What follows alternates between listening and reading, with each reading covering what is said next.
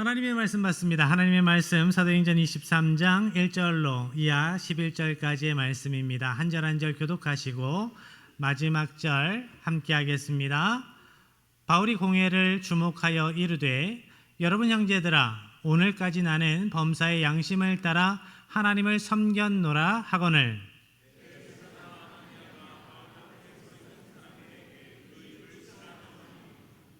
바울이 이르되 회칠한다미여 하나님이 너를 치시리로다. 내가 나를 율법대로 심판한다고 앉아서 율법을 어기고 나를 치라 하느냐 하니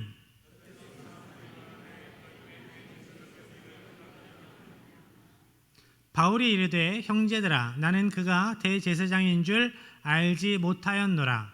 기록하였으되 너의 백성의 관리를 비방하지 말라 하였느니라 하더라.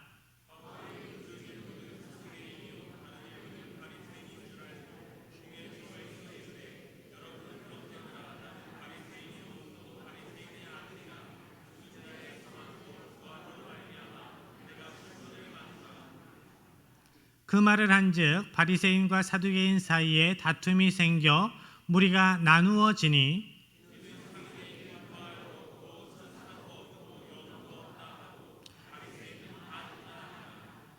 크게 떠들새 바리새인 편에서 몇 서기관이 일어나 다투어 이르되 우리가 이 사람을 보니 악한 것이 없도다. 혹 영이나 혹 천사가 그에게 말하였으면 어찌하겠느냐 하여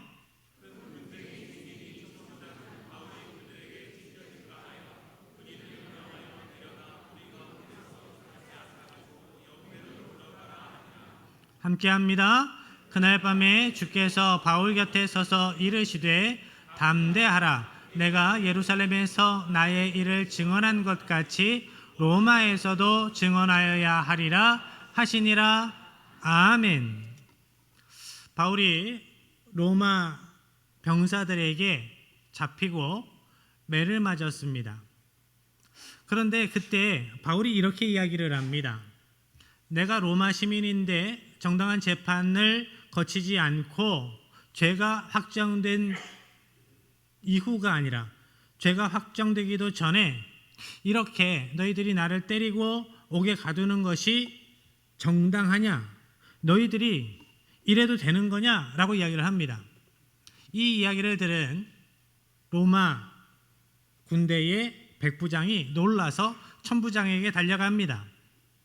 그 이야기를 듣고 놀라서 천부장이 바울 앞에 와서 이렇게 이야기를 하지요. 네가 진짜 로마 시민이냐? 나는 많은 돈을 주고 로마 시민이 됐는데 너는 어떻게 로마 시민이냐? 라고 이야기를 할 때 바울이 이렇게 대답을 합니다. 나는 태어나면서부터 로마 시민이야. 이 이야기를 듣고 두려워합니다. 나면서부터 로마 시민이었던 이 사람을 돈으로 로마 시민권을 산 내가 잘못 구금하고 때렸다라는 것이 상급심에서 상급 재판소에서 드러나면 자신의 천부장의 위치가 자신의 신분이 위태로워질 것을 걱정을 하는 겁니다. 그래서 내가 이 문제를 해결하면 안 되겠다라고 생각을 해요. 그래서 천부장은 이 문제를 유대 공동체에 떠넘기려고 합니다. 천부장은 묶여있던 바울을 풀어주고 산헤드린 공회 앞에 데리고 갑니다. 아마도 유대 공동체 안에서 바울을 어떠한 제목으로 고소하고 어떻게 재판을 하는지 보고 싶었을 겁니다. 로마 시민이어서 바울이 상급 재판정에 상소를 한다고 하더라도 자기가 무슨 제목으로 이 사람이 상급 재판정에 이렇게 요청을 합니다라고 써야 되기 때문에 공문을 써야 되기 때문에 아무 일도 아닌 거 가지고 상급심으로 올라가면 자기가 또 문책을 당할 수 있기 때문에 어떠한 죄목이 이 사람에게 있는가 알고 싶어 했던 겁니다. 요즘에 우리나라 국회 청문회를 보면 재미있습니다. 가관이 아니죠. 반말하고 욕지거리하고 서로 싸우고 나중에는 별걸 다 들고 나옵니다. 계란도 들고 나오고요. 산 닭도 들고 나오고요. 그러면서 공격을 하는 거예요. 되도 않는 말로 막 이야기를 하는데 욕하고 반말하고, 이게 지성인들, 좀 배운 사람들, 우리나라의 리더십들이 할 행동인가 싶은 행동들을 계속 반복적으로 하죠. 그런데 거기에 나와서 앉아있는 사람들을 보면 쟁쟁한 사람들이에요. 그런데 주눅 들어 있거든요. 그런 되도 않는 말에 주눅 들어 있어요. 그런데 오늘 본문에 나오는 공회, 사내들인 공회는 유대 공동체, 이스라엘 백성들 그 공동체 안에서는 최고의 권력기관이었습니다. 국회의 기능을 할 뿐만 아니라 사법 기능을 했어요. 무소불위의 권력기관, 유대 공동체 안에서. 그런데 거기에 섰는데 바울 사도는 너무나 당당합니다. 당당하게 변론하고 있어요. 바울은 어떻게 이렇게나 당당할 수 있었을까? 그것은 바울이 믿음의 양심으로 살았기 때문입니다. 1절의 말씀입니다. 함께합니다. 바울이 공회를 주목하여 이르되 여러분 형제들아, 오늘까지 나는 범사의 양심을 따라 하나님을 섬겼노라 하거늘. 범사의 양심을 따라. 사도 바울은 믿음의 형제들에게 이야기를 할 때, 특히 믿음의 아들 디모데에게 이야기할 때 양심에 관해서 이런 말로 권면을 했습니다. 디모데전서 1장 19절의 말씀입니다. 믿음과 착한 양심을 가지라. 어떤 이들은 이 양심을 버렸고 그 믿음에 관하여는 파선하였느니라. 아멘. 믿음과 양심은 따로 떼놓을 수 없는 겁니다. 하나님의 말씀, 십자가 복음을 직접적으로 듣지 못한 사람들의 구원 문제에 대해서 성경은 이렇게 말씀하고 계세요. 로마서 2장 14절 15절 함께합니다. 율법 없는 이방인의 본성으로 율법의 일을 행할 때에는 이 사람은 율법이 없어도 자기가 자기에게 율법이 되나니, 이런 이들은 그 양심이 증거가 되어 그 생각들이 서로 혹은 고발하며 혹은 변명하여 그 마음에 새긴 율법의 행위를 나타내느니라. 아멘. 예수님의 십자가 복음을 듣지 못한, 하나님에 대해서 듣지 못한 사람들은 어떻게 하지요? 그런 사람들이 지옥 간다는 것 불공평하잖아요 라는 질문이 있을 때 그에 대한 답을 주십니다. 하나님께서 이 세상을 창조하셨다. 하나님께서 이 세상을 창조하실 때 이 세상 곳곳에, 세상 만물에, 세상이 움직이는 법칙 가운데에 하나님께서 하나님을 알 수 있는 근거를 심어주셨어. 사계절을 봐. 누가 알아? 누가 저거 행하는 거야? 누가 저렇게 세상 만물을 아름답게 만드는 거야? 하나님이 하셨다. 하나님을 알 수 있는 근거를 심어주셨다. 그리고 하나님을 알 수 있는 방법을 또 주셨는데 그게 너희에게 주신 양심이야 라고 말씀하세요. 양심을 통해서 하나님이 계시다라는 것을, 하나님께서 기뻐하시는 것, 기뻐하지 않는 것을 알려주셔. 하나님을, 예수님의 십자가 복음을 직접적으로 듣지 못했다고 내가 하나님을 모르는데 라고 핑계할 수 없어 라고 말씀하고 계세요. 이것이 양심의 기능이다 라고 말씀하십니다. 그런데 오늘 본문에서 바울은 거기에 더해서 믿음을 자극하는 요소로서의 양심의 기능에 대해서 말씀합니다. 하나님의 말씀에 순종하도록 하는 양심의 기능에 대해서 말씀하고 계세요. 나는 하나님께서 나에게 주신 양심대로 하나님의 뜻에 순종함으로 믿음으로 살아왔다. 이렇게 이야기를 하고 있는 거죠. 어떤 사람이 믿는다고 하면서도 양심에 어긋난 일들을 계속해요. 도적질하고 간음하고 계속 그런 일들을 합니다. 그런 사람이 믿음이 있는 것일까요?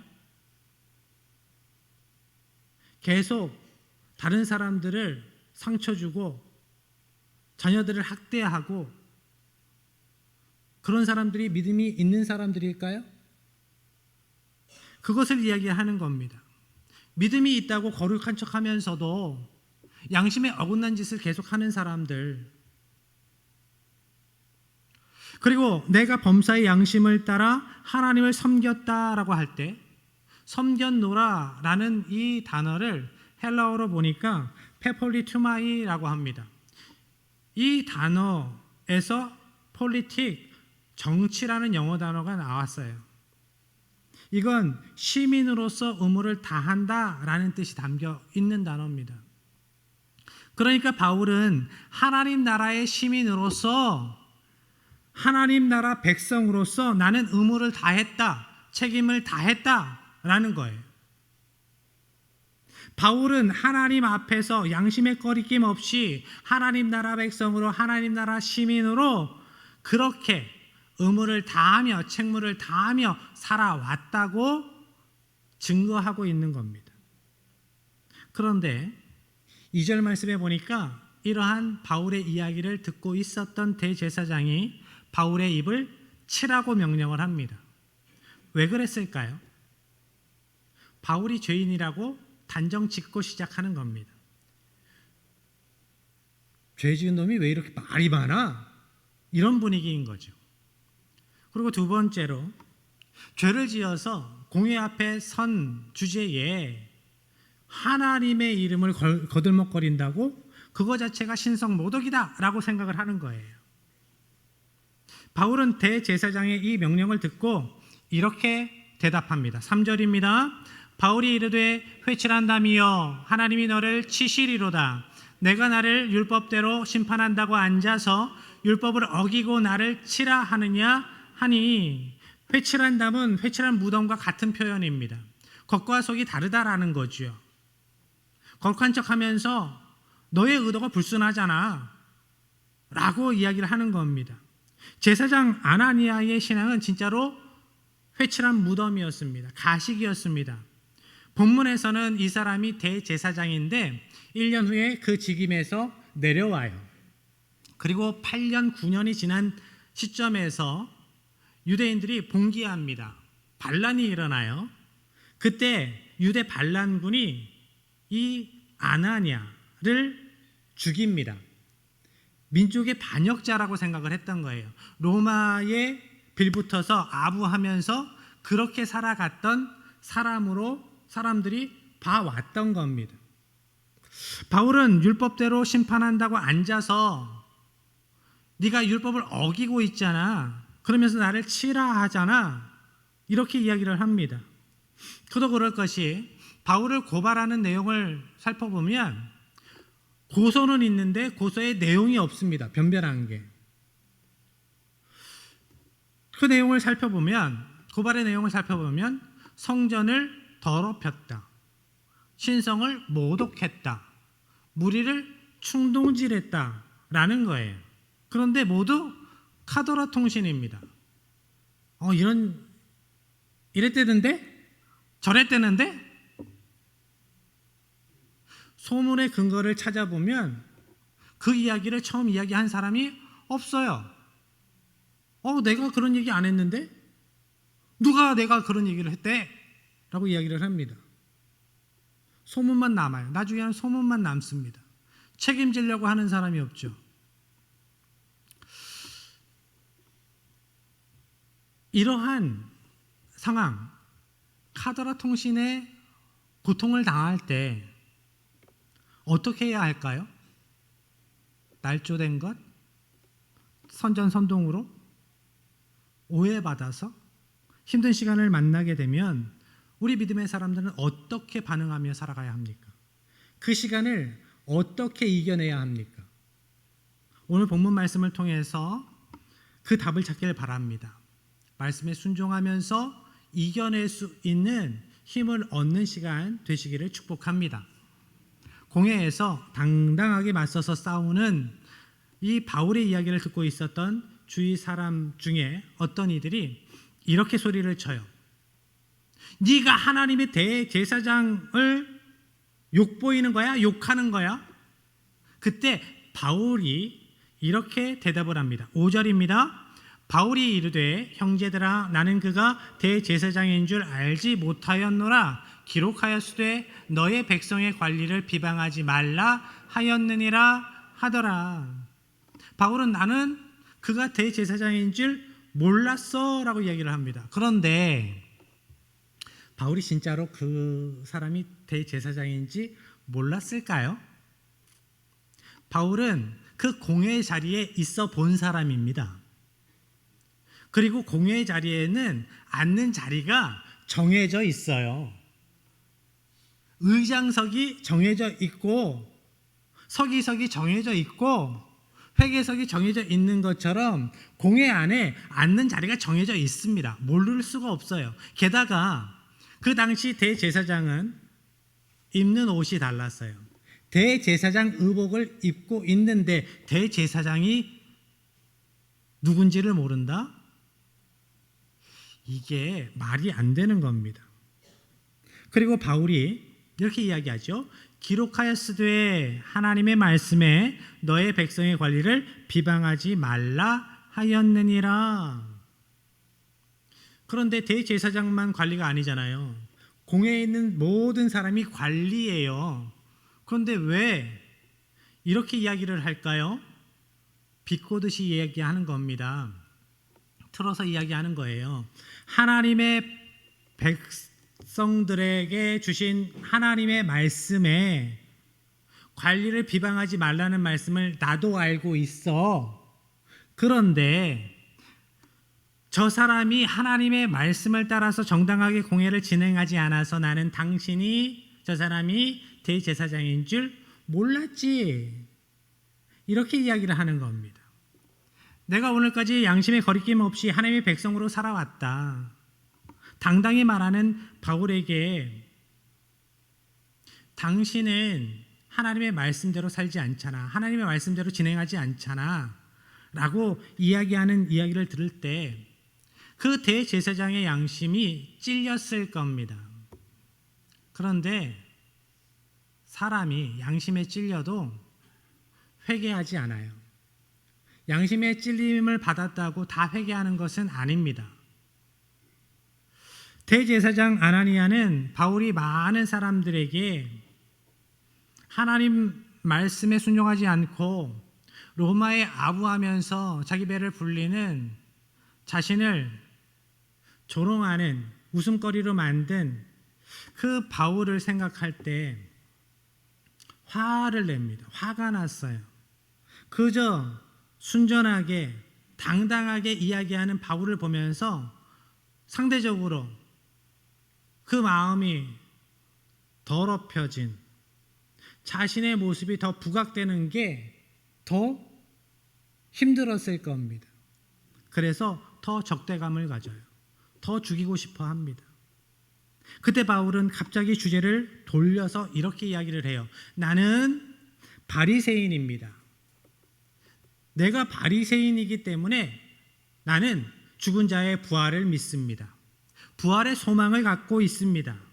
그 부활의 소망을 내가 갖고 있기 때문에 그 부활의 소망을 전했기 때문에 제가 지금 이 자리에 심판받는 자리에 서 있습니다 라고 이야기를 해요. 그런데 공회는 사두개인과 바리새인들로 구성되어 있었거든요. 이 두 사람들이 평소에는 앙숙이에요.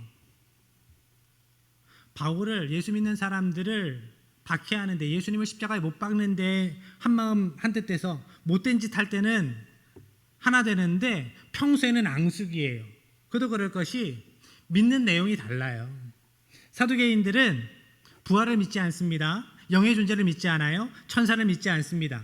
그런데 바리새인들은 믿어요. 부활을 믿고 천사의 이야기를 믿고 영의 존재를 믿습니다. 그러니까 평소에는 이 사람들이 싸워요. 그래서 내가 부활을 믿는 그 믿음 때문에 여기에서 지금 고난당하고 있는 거야 라고 하는 바울의 말로 인해서 공회에 있었던 사두개인과 바리새인들이 서로 다투기 시작합니다. 싸우기 시작해요. 바울은 부활 논쟁을 일으켜서 공회를 나누어지게 했습니다. 그런데 이것이 나를 위해서가 아니었어요. 자신의 이익을 위해서가 아니었습니다. 바울은 부활에 대한 이야기를 함으로써 아주 정확하게 빠르게 예수님의 십자가 죽으심과 부활을 전할 수 있다라고 생각을 했던 겁니다. 그 재판의 자리에서 내가 돌에 맞아 죽을 수도 있고 10년형, 20년형을 받을 수도 있는 그 참혹한 자리에서 바울은 자기 생각하지 않아요. 십자가를 생각합니다. 복음을 전해야지. 여기에서도 복음을 전해야지. 생명의 복음을 전해서 저 사람들이 구원받아야지. 이 생각을 하고 있는 겁니다. 예수님께서 죽은 자들의 부활의 소망을 성취하셨습니다. 죽은 자 가운데에서 부활하셨습니다. 이 십자가 복음을 전하기 위해서 그 이야기를 하고 있는 겁니다. 담에색 도상에서 예수님을 믿는 사람들을 잡아 죽이려고 씩씩대면서 갔던 바울을 예수님께서 만나주시고 그를 이방인의 사도로 세우신 이유가 목적이 여기에 있었어요. 바울 사도가 그것을 알았기 때문에 그 참혹한 자리에서, 그 억울한 자리에서, 그 눈물의 자리에서 당당하게 이야기를 합니다. 예수님께서 부활하셨습니다. 예수님께서 부활하셨습니다. 이거 믿어야 살아요. 바울이 바리새인이라고 하니까 바리새파 사람들이 그랬어? 우리 편이네? 우리 편이네? 이렇게 되는 거죠. 그래서 바리새파 사람 중에 서기관 몇 사람이 우리가 들어보니까 바울이 잘못한 게 하나도 없어. 혹 천사가 저에게 이야기해 준 거면 어떻게 하려고 그래? 이렇게 이야기를 합니다. 앞뒤 가리지도 않고 이러이러해서 바울이 잘못된 줄 알았는데 이러이러하게 논술을 하는 거 들어보니까 잘못한 거 없네. 이렇게 이야기하는 게 아니에요. 앞뒤 가리지 않고 우리 편이야? 우리 편이었어?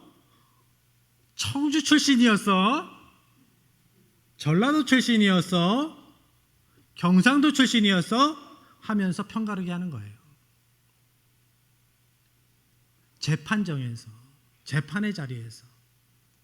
오늘날에도 이런 일들이 너무나 많지 않습니까?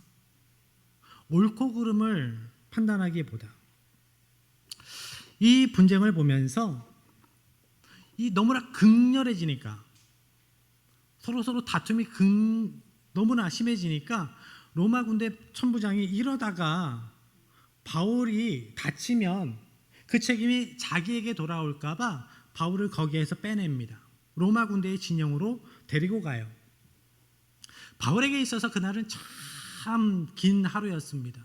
거의 이틀 가까이 여기저기 끌려다니면서 신문 받고 조롱당하고 손가락질 당하고 침뱉음 당하면서 힘든 날을 보냈습니다. 얼마나 힘들었을까? 얼마나 외로웠을까? 그런데 전지전능하신 하나님께서 왜 믿음의 사람들에게 이런 고난의 길을 허락하실까?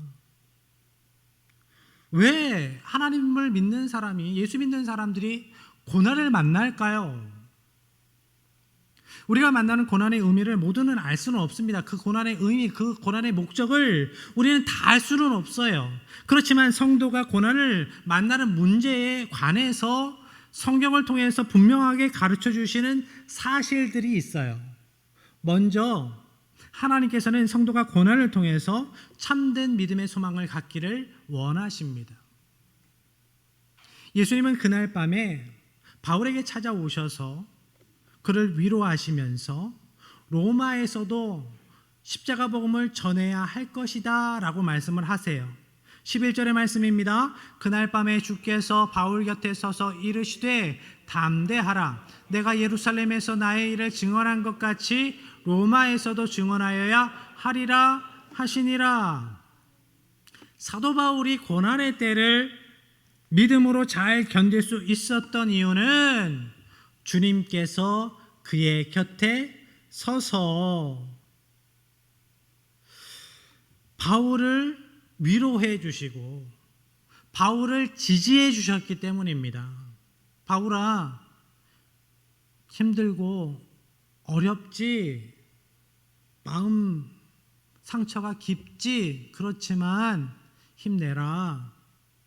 너가 걷는 이 길이 올바른 길이다. 잘하고 있어. 잘 왔다. 잘하고 있다. 힘들고 어렵겠지만 네가 잘하고 있어. 힘내라. 그리고 바울에게 확신을 주시기 때문이에요.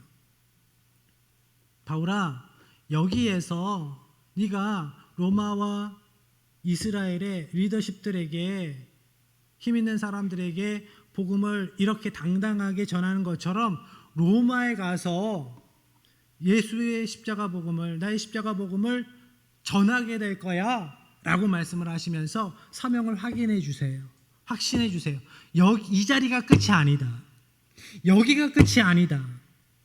너의 인생은 여기에서 끝나는 인생 아니야. 죽음으로 끝나는 인생 아니야. 사명이 끝나지 않았어 말씀하십니다. 로마서 5장 1절로 4절까지의 말씀입니다. 그러므로 우리가 믿음으로 의롭다 하심을 받았으니 우리 주 예수 그리스도로 말미암아 하나님과 화평을 누리자. 또한 그로 말미암아 우리가 믿음으로 서 있는 이 은혜에 들어감을 얻었으며 하나님의 영광을 바라고 즐거워하느니라. 다만 이뿐 아니라 우리가 환난 중에도 즐거워하나니 이는 환난은 인내를, 인내는 연단을, 연단은 소망을 이루는 줄 알미로다. 아멘. 하나님께서는 성도된 우리가 고난 중에도 믿음의 인내로 살아가기를 원하십니다. 그래서 종국에는 십자가 승리를 성취하기를 원하세요. 하나님께서 그 고난을 통해서 주실 영광을 보기를 원하십니다. 고난의 밤에도 연단을 통해서 진정한 믿음의 소망, 하나님께서 당신의 백성들에게 허락하시는 십자가 승리를 바라보고 그 승리를 누리기를 원하세요. 그래서 하나님께서는 그 고난을 통해서도 성도들을 사슬에 매인 사신으로, 고난받는 종으로 사용하십니다.